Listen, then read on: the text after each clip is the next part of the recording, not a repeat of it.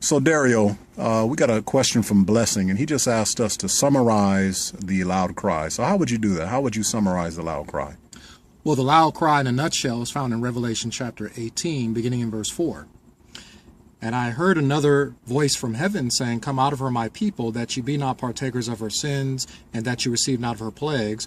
For her sins have reached unto heaven, and God hath remembered her iniquity. So the last warning message of mercy.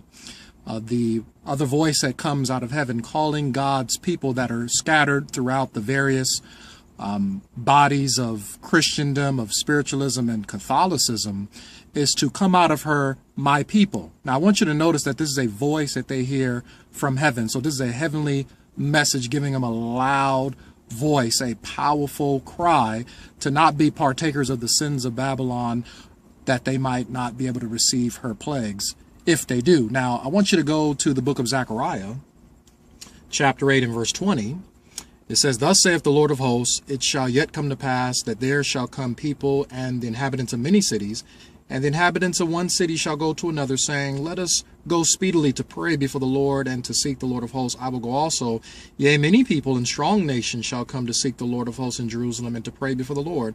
Thus saith the Lord of hosts, in those days it shall come to pass that 10 men shall take hold out of all languages of the nations, even shall take hold of the skirt of him that is a Jew, saying, We will go with you. We have heard that God is with you.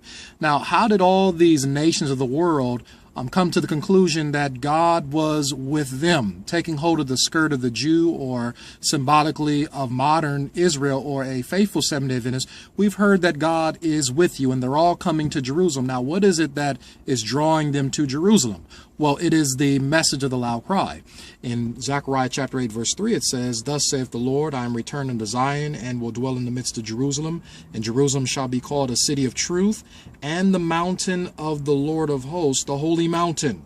Thus saith the Lord of hosts, Behold, this is verse 7, I will save my people from the east country and from the west country. Verse 8, And I will bring them, and they shall dwell in the midst of Jerusalem, and they shall be my people, and I will be their God in truth and in righteousness. So on the last days, Zion, the holy mountain of God, is going to be a city of truth and righteousness. So the message of truth and righteousness is coming from the holy mountain of Zion. This is the message that the nations are hearing that is drawing them to take their stand with the church triumphant, or the final remnant. Now, what is the message that is coming from Zion's holy mountain, which is a message of truth and righteousness? Daniel chapter 11, verse 44 says, But tidings out of the east and out of the north shall trouble him. Therefore he shall go forth with great fury to destroy and utterly to make away many. And he shall plant the tabernacles of his palace between the seas in the glorious holy mountain. Yet he shall come to his end, and none shall help him. So the message that is coming from the glorious holy mountain is the message of the tidings of the east and the north, which indeed is the swelling of the loud cry of the third angel. Now, what is the message of the north and east? Why is it coming from the north and east? Well, this could probably be another question, but we're just going to look at something in brief as we come to an end. In Ezekiel chapter 8, verse 14, the Bible says, Then he brought me to the door of the gate of the Lord's house, which was toward the north, and behold, there sat women weeping for Tammuz. Now, in the north was Tammuz. Now, Tammuz is a counterfeit or false Christ. We know that God, his throne is in the north, and Christ, the true and living God, should be there in the north. But there is supplanted another Christ, or an antichrist, that is there in the north. The tidings out of the east and north has to expose who the antichrist is, namely the papal power, the little horn, the king of the north. But why the east?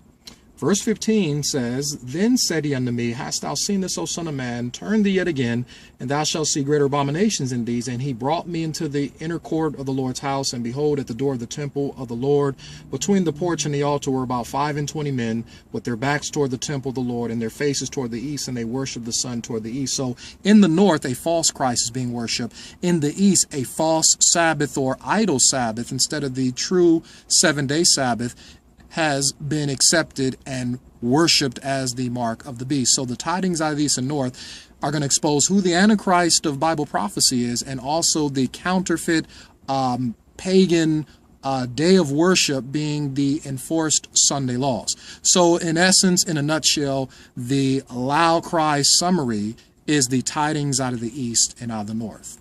Well, we hope that this has given you some insights to your question. And as always, we hope and pray that your eyes have been enlightened as you've tasted a little of this honey.